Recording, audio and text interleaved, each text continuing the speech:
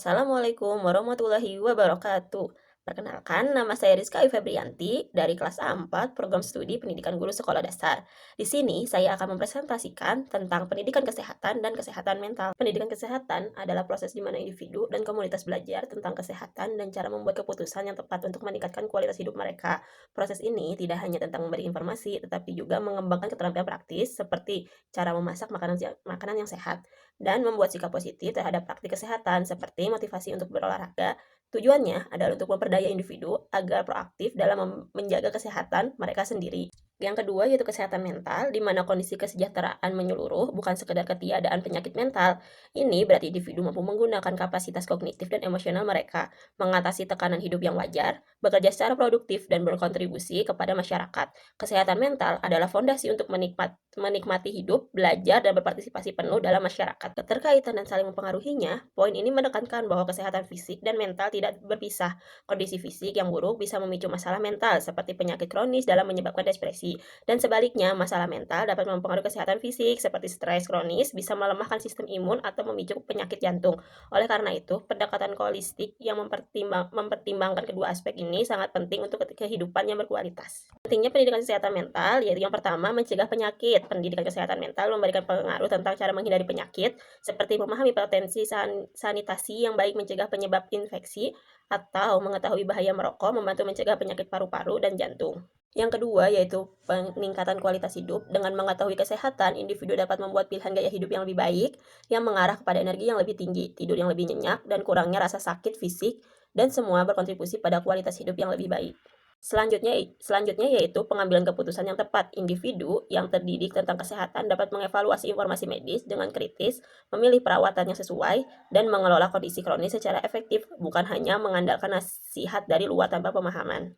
Yang terakhir yaitu pengurangan beban sistem kesehatan. Ketika masyarakat lebih sehat secara keseluruhan karena tindakan pencegahan dan gaya hidup sehat, ada lebih sedikit kasus penyakit yang memerlukan perawatan intensif, sehingga mengurangi tekanan pada rumah sakit dan tenaga medis.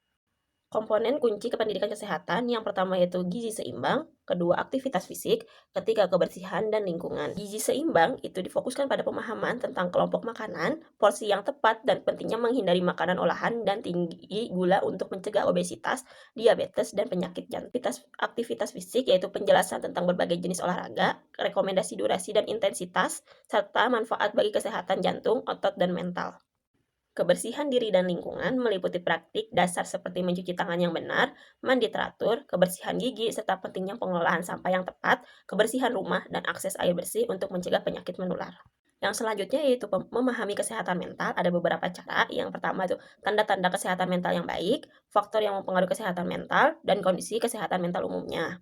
Tanda-tanda kesehatan mental yang baik yaitu menjelaskan indikator positif seperti kemampuan untuk menghadapi tantangan, merasakan berbagai emosi secara sehat, memiliki harga diri yang baik, menjalin hubungan yang memuaskan, dan memiliki tujuan hidup yang jelas.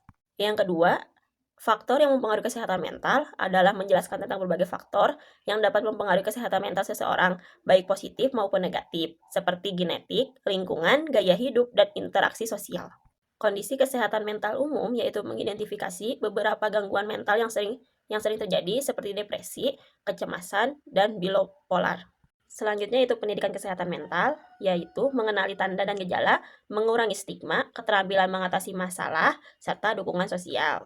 Mengenali tanda dan gejala ini tentang mengajarkan orang untuk mengidentifikasi perubahan perilaku, mood, atau pola pikir yang mungkin menunjukkan adanya kesalahan kesehatan mental. Dua, mengurangi stigma, yaitu tujuannya adalah untuk mengubah persepsi negatif dan diskriminasi terhadap orang-orang dengan masalah kesehatan mental. Keterampilan mengatasi masalah, yaitu mengajarkan cara-cara sehat untuk menghadapi stres dan tantangan seperti pemecahkan masalah besar menjadi bagian kecil, latihan fisik, berbicara dengan orang terpercaya, atau mencari hobi yang menenangkan. Yang terakhir yaitu dukungan sosial, yaitu menekankan pentingnya pemilihan teman, keluarga, atau kelompok dukungan yang dapat memberikan dukungan emosional dan praktis. Sekian presentasi yang saya sampaikan. Mohon maaf bila ada kesalahan. Wabillahi taufiq wal hidayah. Wassalamualaikum warahmatullahi wabarakatuh.